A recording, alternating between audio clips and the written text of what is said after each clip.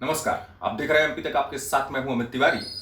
सियासत में ज्योतिराय सिंधिया का कद बढ़ गया, उनको तरक्की की नई लाइन मिल गई, वो केंद्रीय मंत्री बन गए। लेकिन इस तरक्की की लाइन में अब एक सवाल उठ रहा है, क्या केपी यादव सिंधिया के मंत्री बनने के बाद साइड लाइन हो चुके हैं? क्या केपी यादव जो है, उनका कद जो है वो साइड लाइन की तरफ जाता हुआ नजर आ रहा है?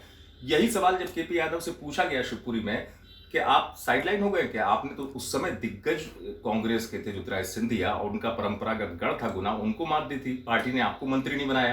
तो क्या बोले केपी यादव, सुनिए। जीते थे, इसके बाद आपने कांग्रेस के जो प्रत्याशी थे उनको हराया था, लेकिन पिछले 2 दिन के घटनाक्रम में उनको मंत्री बना दिया गया है और आप एक तरीके से साइडलाइन है। क्या कहना चाहिए? देखिए, भारतीय जनता पार्टी का एक एक कार्यकर्ता हमेशा फ्रंट लाइन में ही रहता है और फ्रंट लाइन में ही खेलता है, कोई साइड लाइन नहीं होता। जिस भी कार्यकर्ता को जो भी जिम्मेदारी मिलती है वो उस जिम्मेदारी का निर्वहन करता है। आप सबके और क्षेत्र के एक एक कार्यकर्ता और एक एक नागरिक के आशीर्वाद से मैं सांसद बना हूँ, और आपने देखा होगा कि लगातार इस क्षेत्र के विकास के लिए जो मुझसे संभव हो सकता है वो कार्य कर रहा हूँ और आगे भी करता रहूँगा। और रही मंत्री बनने की बात, तो पार्टी ये सभी लोगों को मंत्री नहीं बनाया जा सकता। सुना आपने, केपी यादव ने बताया कि नहीं, पार्टी में सब कार्यकर्ता एक समान हैं और वो मंत्री नहीं बने तो इस बात का कोई अफसोस नहीं है। ज्योतिराय सिंधिया को पहले बधाई दे चुके हैं।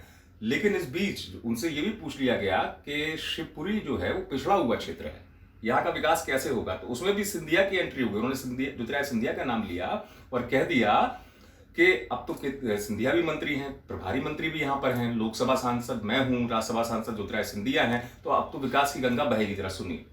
उसमें क्या मानते हैं, वो विकास का मॉडल आगे बढ़ पाएगा? देखिए, मेरा सोच थोड़ा अलग है। मैं ये मानता हूँ कि अगर यहाँ के क्षेत्र के लोगों ने मुझे इतने भारी बहुमत से भारतीय जनता पार्टी को जिताया था या मुझे जिताया था, तो ये पीछे सांसद और ये क्षेत्र भी कि पहली बार ऐसा हुआ होगा कि इस क्षेत्र को राज्यसभा सांसद भी मिला, लोकसभा सांसद भी मिला, इस लोकसभा क्षेत्र को 4 मंत्री मिले, इसके बाद 2 प्रभारी मंत्री और मिले और एक केंद्रीय मंत्री और मिल गया। तो इतने लोग मिले हैं, तो मुझे लगता है कि जरूर इस क्षेत्र में विकास की गंगा बहेगी और दौड़ेगी, और बहुत ही गति से जो है यहाँ विकास होगा, क्योंकि इतने मंत्री इस क्षेत्र को मिलना शायद पहली बार ऐसा हुआ है।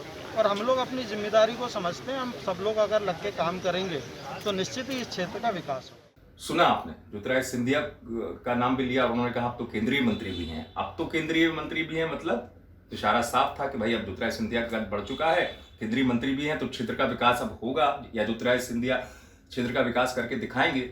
उत्तर भी था, एक सवाल भी था इसमें छुपा हुआ। लेकिन कुल मिलाकर स्थिति ये हुई है कि उस दौर में सबको पता है कि सियासत में बीजेपी ने बड़ा दांव खेला था ज्योतिराय सिंधिया के सामने, और केपी यादव भी बड़ी ही ताकत के साथ उठते मैदान में, और उन्होंने इतिहास बदला था। सिंधिया के गढ़ में सेंध लगा दी थी, ज्योतिराय सिंधिया को मात दे दी थी। यही वजह है कि ज्योतिराय सिंधिया को मात देने के बाद पार्टी में भी कद बढ़ा था, देश की सियासत में भी चर्चा हुई थी कि कौन है वो शख्स जिसने सिंधिया को मात दी है। उसके बाद लग रहा था कि कभी केपी यादव को शायद जगह मिलेगी केंद्रीय मंत्रिमंडल में, उस हिसाब से कि वो दिग्गज को मात दे चुके हैं। उन्होंने दिग्गज को मात दी और कांग्रेस के बड़े दिग्गज को हराया। लेकिन ऐसा हुआ नहीं। हुआ ये कि ज्योतिराय सिंधिया ने इंतजार किया, ज्योतिराय सिंधिया बीजेपी में आ गए। उसी बीजेपी में जहां पर केपी यादव अपना दांव आजमा कर चुनाव जीते थे बीजेपी से, अब उसी बीजेपी में ज्योतिराय सिंधिया का कद बढ़ चुका है, ये किसी से छुपा नहीं है। ज्योतिराय सिंधिया केंद्रीय मंत्री बन गए हैं। इन तमाम चीजों के बीच में जब बात निकलती है सियासत की, तो ये आती है क्या वाकई में केपी यादव अब कहाँ स्टैंड करते हैं, या क्या केपी यादव साइडलाइन हो गए हैं? यही वजह है कि केपी यादव जब जवाब दे रहे थे, शिवपुरी में हालांकि पहुंचे थे वो कार्यक्रम में, कचरा गाड़ियों के वितरण कार्यक्रम में, तो उन्होंने ये भी कह दिया कि नहीं साइडलाइन नहीं, मैं ठीक हूँ, पार्टी में मेरा सम्मान है और सब कार्यकर्ता एक जैसे हैं।